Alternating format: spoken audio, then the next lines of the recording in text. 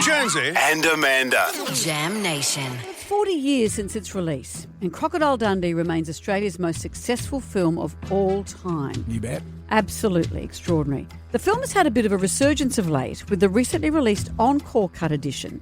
But what exactly went on behind the scenes? Well, a new documentary by Delvene Delaney takes us inside the film like never before. It's called Love of an Icon, The Legend of Crocodile Dundee. And she joins us now. Delvene, hello. Hello, Amanda. How are you? I'm so well. Just been watching you on the TV. I just saw you on the TV. You look spectacular. You really do. You did all right. Oh, well done. Thank you so much. You've made my day. You should give TV a crack. I reckon you'd do all right at it. Go on TV every now and then. I think you'd do well at it. You look extraordinary. Not a day has passed since we last saw you on our screens. Well, it's 30 years, so Wow. it's a long time, isn't it? It's a long time, and I look back and I think I've been best mates with Paul Hogan for 50 years this year. Wow. It was 50 years ago that I met John this month. You know, can I just make a confession? When I was a kid and I'd watched you on the Paul Hogan show, and it was sensational. Would you like to blow a whistle down the line, Delvene? Nothing weird happened, but I had such a crush on you on the telly. Okay. It's okay. You don't have to blow a whistle or anything. I'm getting the taser out just in case. Just see. But and it's funny. There's an era of guys my age who, at that period, watching the Paul Hogan show, it was such a time. It was such a great time. The 70s were fantastic. They were so more free for us to be who we wanted to be and to say what we wanted to say. And the Paul Hogan show really nailed commentary on politics in a non-political way because, you know, Paul was so much the man in the street. John had a fantastic journalism background. And so between the two of them, they were able to comment without offence, and their humour was never malicious. It was always just plain old good fun. Let's have a laugh of ourselves and let's love being Aussies. With the film Crocodile Dundee, I know the filmmaking was taken very seriously, but did anyone have an idea at the beginning that film would become what it has been? Did you have a sniff of it at the time? Not really. I mean, in the documentary, even Paul alludes to the fact that John was the only one who believed that it would be a big hit. But even a big hit was not anywhere near the hit that it became in John's mind. We were all completely taken by surprise, particularly the international response, because when John was trying to sell that film, nobody really knew much about Australia. And weren't even aware that we spoke English and certainly much less aware that we had a culture and that we were likeable, approachable people.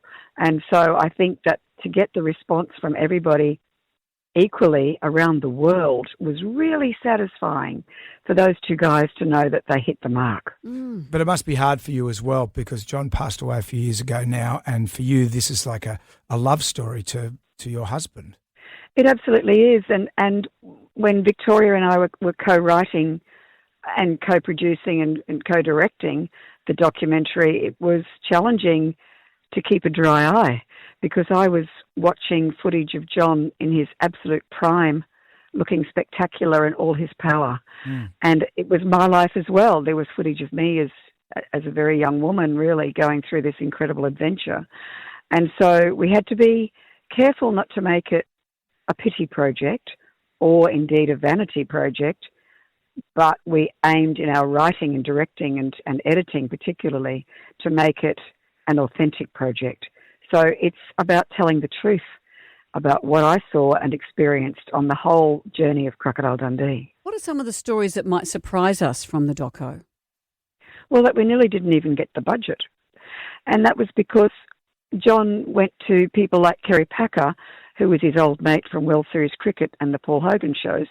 And Kerry adored John and put his money in. He put over $1 million in.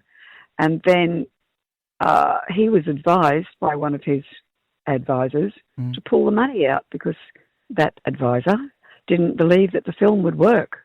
So Kerry pulled his money out. And then there were a couple of other instances like that where people changed their mind.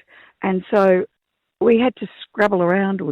John reached out to everybody whom we knew, all of our family and friends, the cricketers from World Series cricket, In Excess, who had composed music for the film, like everybody that we knew to invest a minimum of $5,000. My mum and dad put in $5,000 to get the film up. Wow. Do you think maybe that it was your star turn as a cruise director when the Love Boat came to Australia that helped it get up?